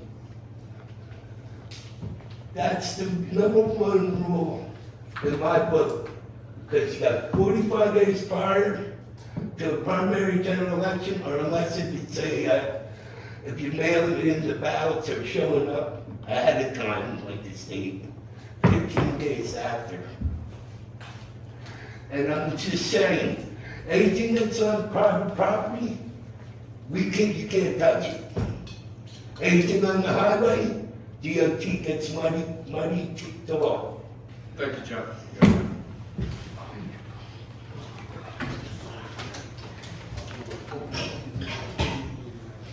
Hi, good evening. Wendy Vitale, 151 Mount Pleasant Avenue. First of all, I wanted to say one thing. I am very proud of Angela and Cliff for caring so much for our town and our people. I think it's just really wonderful. It's just really, how to say that, because I'm planning on it till tonight, but how to say that. Okay, the reason I'm here is that when my husband just mentioned the soccer team, which we're very grateful that we did get from our rec department, that he forgot to give, or he's not in charge, I do the internet stuff, but the Facebook page that you can find it on, it is Rockaway Borough, spelled B-O-R-O, Adult Pickup Soccer. And you can register on that page. You must be 18 years or older and a resident of Rockaway Borough. So we are excited about it, and it'll be great meeting new people and exercise and learning about soccer. You don't have to be a soccer player. You can learn as you go along. That's the beauty of it. It's all about fun. And we are so looking forward to it, and thank you.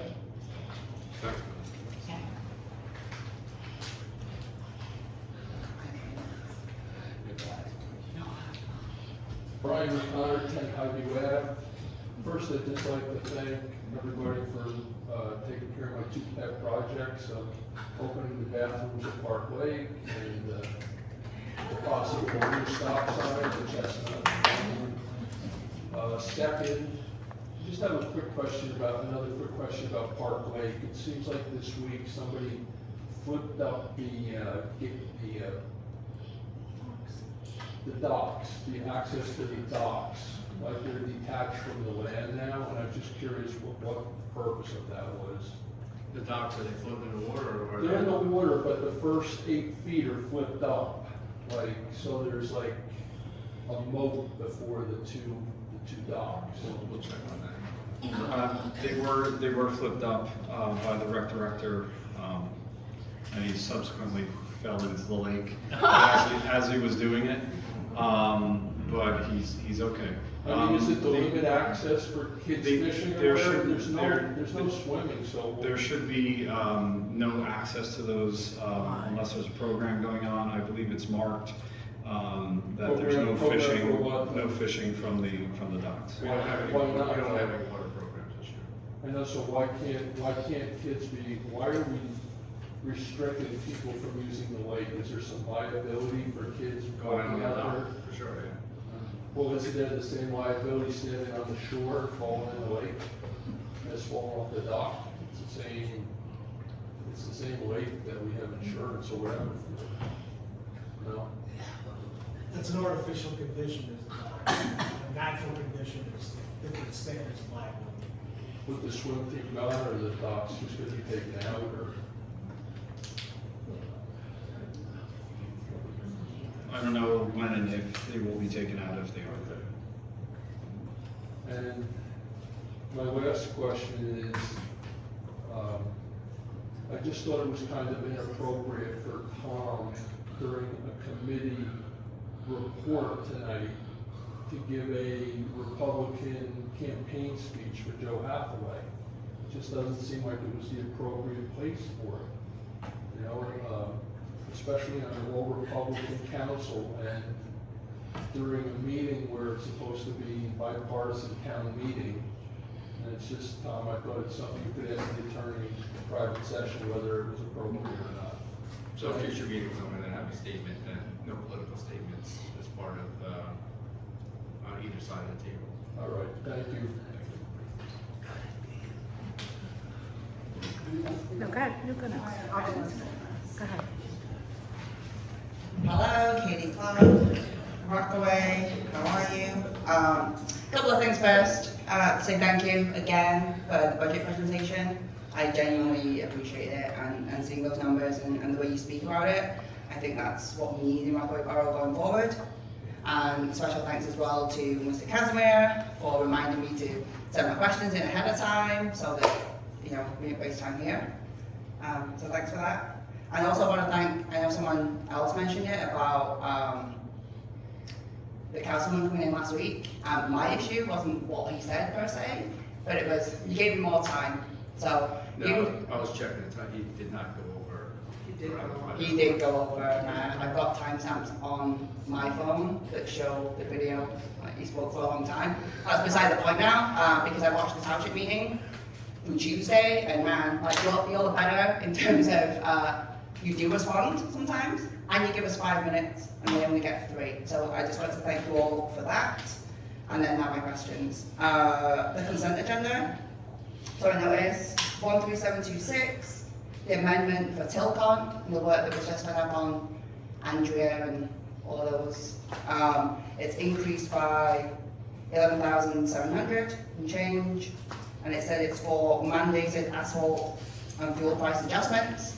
So I know that as part of the contract with Tilcon, we have to, you know, whatever the gas prices are and asphalt, we have to pay those costs. It's a pass-through cost.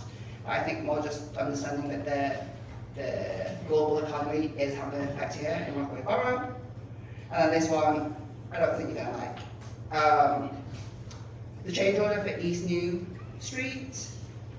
You previously told me that it didn't cost anything to remove that contaminated soil from Friendship Field, right, that was dissolved in East New Street.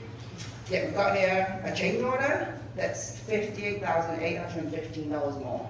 So does I know that there were additional things that they had to repair. It does say that in the resolution, but it also says final restoration items, which to me, that sounds like clearing up soil from the place that they had to, right?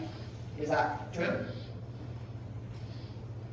I can get the details from the engineer about that change order, and I'll have a thorough answer for next meeting. Very much so. I really appreciate that, just because if it's cost that they, you know, for their trucks to truck out the soil, and there's fuel costs that are passed through to us, and then the dumping fees, I think the Borough Public has a right to know that, because it sat there for months and months, and we were told it was going to cost nothing, on top of other soil dumping costs in the past.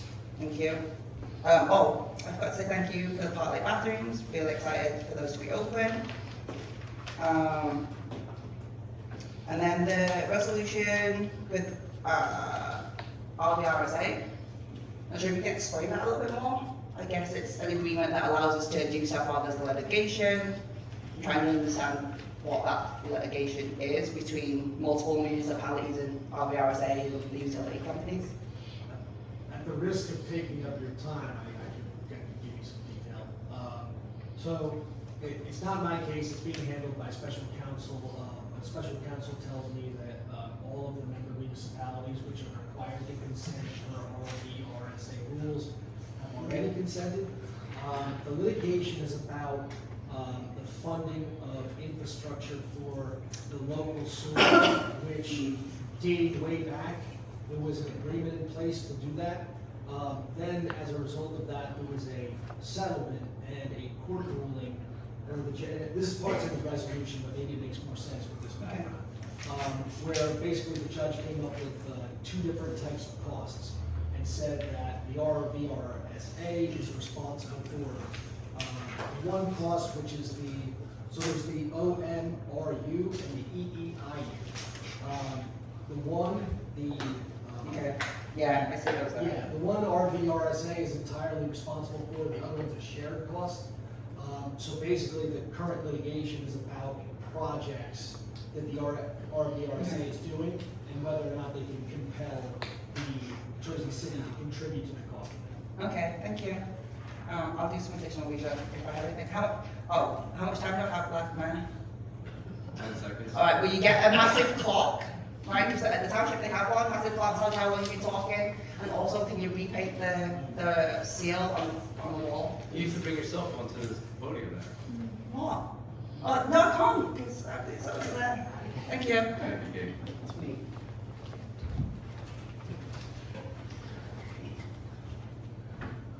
Hello, Bonnie Hook.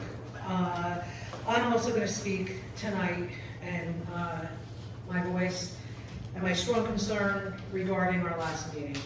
The decision to bring an active council member from another town was highly inappropriate, in my opinion. Officially thanking him for coming raises serious questions about some of the members of this governing body boundaries. Furthermore, allowing a speaker to promote Rockaway Township programs without any correction, clarification, was pure grandstanding. The whole list was all township stuff. We shouldn't use our public meetings for outside political promotion, as that was already said tonight. I really won't support that. While I understand we share certain administrative infrastructure with the township, like our municipal court, maybe water operator, I am not aware that we share any recreation programming with them other than certain sports where they send kids or whatever. So I would like that clarified.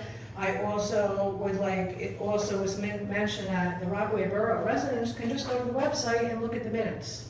Well, we know there's no minutes there, and there hasn't been minutes there for years, all right? And they also said to go look at the video. Well, I am a volunteer, and I am a resident, and you should be videoing these meetings. You can't rely on a resident to do your job. You know, I'm doing it, I'm continuing to do it, but, you know, it's not my job.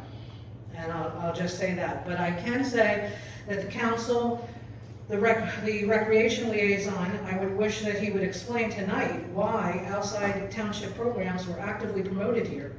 What steps will be taken to ensure the future meetings focus strictly on the borough records and borough services? And that's it. And why weren't they corrected at the meeting? Nobody said a word. Everybody stays quiet, and I just don't appreciate it.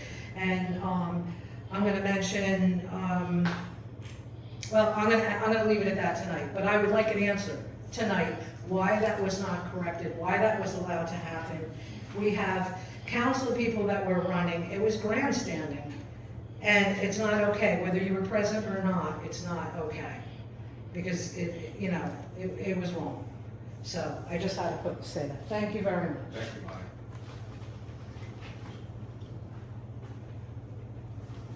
Any other comments from the public?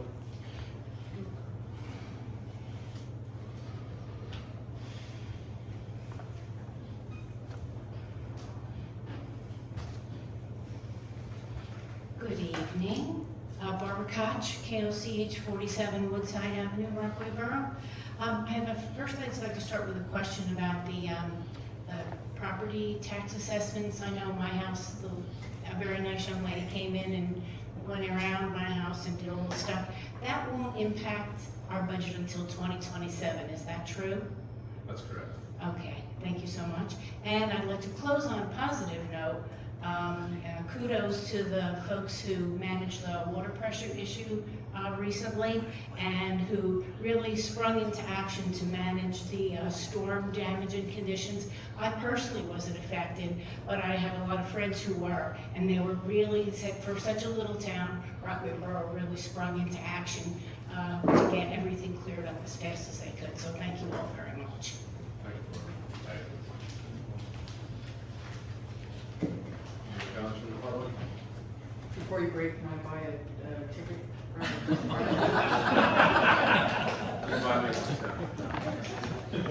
Any other comments from the public? Hearing none, close the meeting to the public. Motion to go into closed session. There will be no action taken after closed session. Thank